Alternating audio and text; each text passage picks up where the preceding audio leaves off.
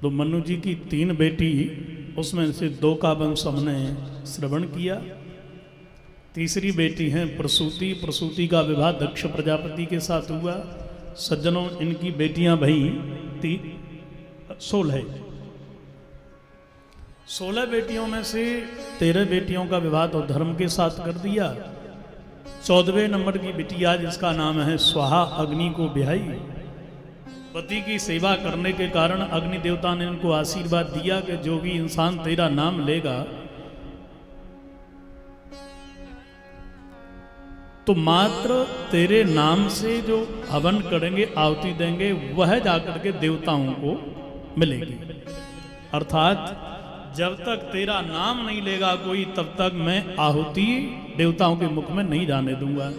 तो हम स्वाहा इंद्राय स्वाहा, इंद्राय वर्माय स्वाहा, कुबेराय स्वाहा कह करके हवन करते हैं। ये स्वाहा अग्नि की पत्नी है। 15वें नंबर की बेटी स्वधा है।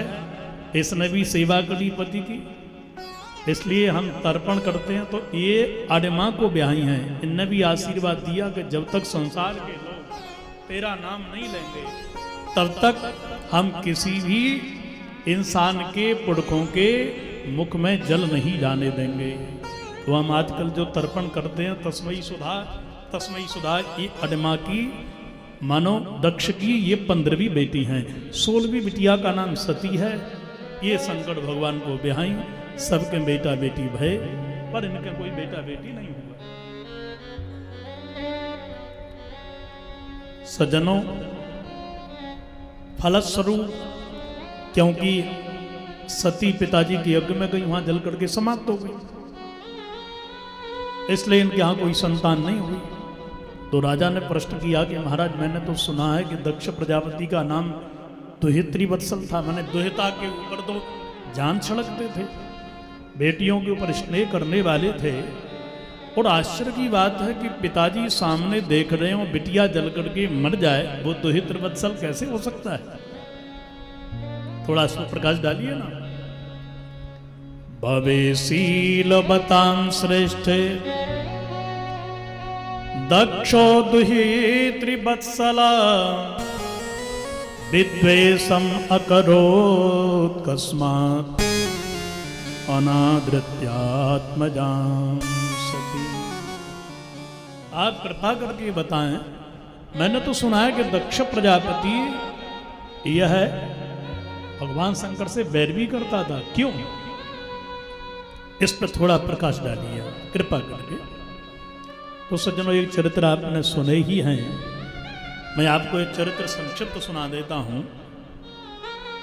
भगवान श्री हरि नारायण ने जब सभा बुलाई, सभी देवता आए, शंकर भगवान, ब्रह्मा जी भी, और इसी सभा में दक्ष प्रजापति आया। भगवान शंकर ने तो मन ही मन प्रणाम किया, परंतु ये अपमान करने लगा। अंत में महाराज ये सभा भंग हो गई और यहाँ दक्ष प्रजापति को साप लगा के तेरा बकरे का मुख हो जाए, ये नंदी जी के द्वारा। अंत में जाकर के घोर एक यज्ञ किया। यद्यपि स्वात्विक नहीं था, इसलिए ये शंकर जी को अपमानित करने के लिए इसने यज्ञ किया। यद्यपि ये पहले भी कर चुका है, बृहस्पति सब वाजपेयी नाम का। अंत में बहुत विशाल यज्ञ किया, सभी देवताओं को बुलाया, पर शंकर जी को निमंत्रण नहीं दिया। अंत में सती जी गई, शंकर जी का अपमान देख करके शरीर को जला के राख कर दिया, और वीरभद्र ने पूरे यज्ञ को विध्वंस कर दिया। दक्ष के सिर को काट करके अग्नि कुंड में ही सुहा कर दिया। अंत में ब्रह्मा इत्यादि देवता ने शंकर जी को मनाया और बकरे का सिर दक्ष के धड़ से लगाया। भगवान यहाँ प्रकट भय, यज्ञ की पूर्णाहुति भई, और तदोपरांत यज्ञ जब पूरी भई तो यही जो सती हैं पुनः पार्वती बन करके आई और घोर तपस्या करके श्री राम जी की कृपा से शंकर जी के साथ इनका विवाह हुआ। इनके यहाँ पर 2 बेटा भय, कार्तिकेय और गणेश जी महाराज। इस प्रकार से शंकर जी का परिवार बड़ा सुंदर कैलाश पर बसता है। और ये 3 बेटियों के वंश का विस्तार ये हमने आपके लिए संक्षिप्त बताया। मनु जी के 2 बेटा हैं और 2 बेटाओं में बड़े हैं प्रियव्रत।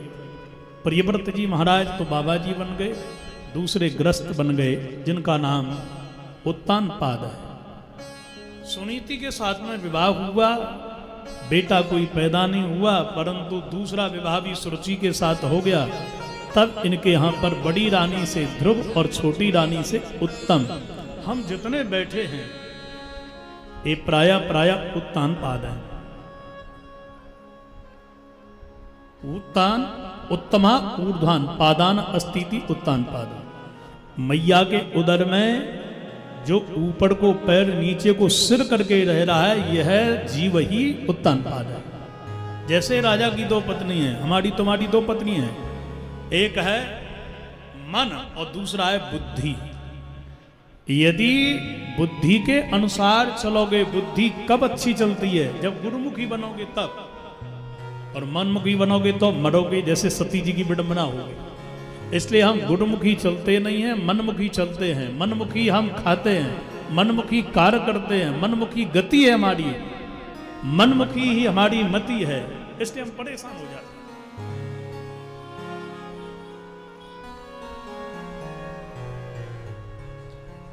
तो बुद्धि सुनीति, सुंदर है नीति जिसके लिए।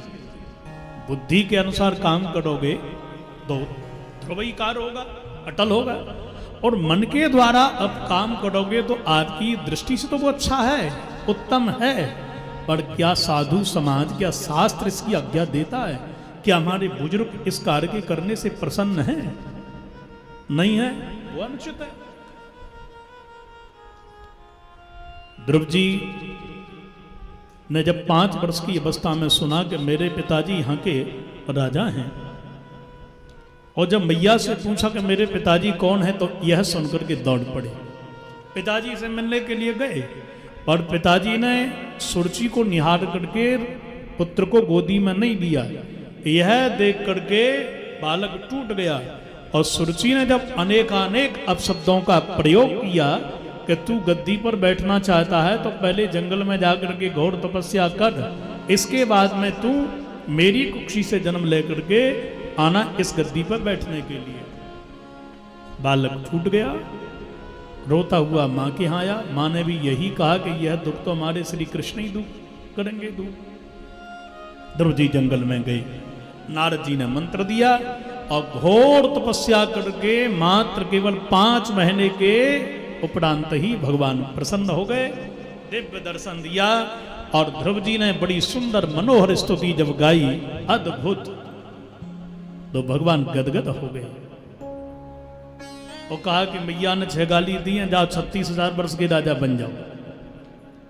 इसका मतलब है कि बड़ों की ताड़ना, बड़ों की डांट सुनने से आप बड़े बनोगे, अपने ठाट बाट से बड़े नहीं बन पाओगे। प्रेम से बोलो श्री राधे।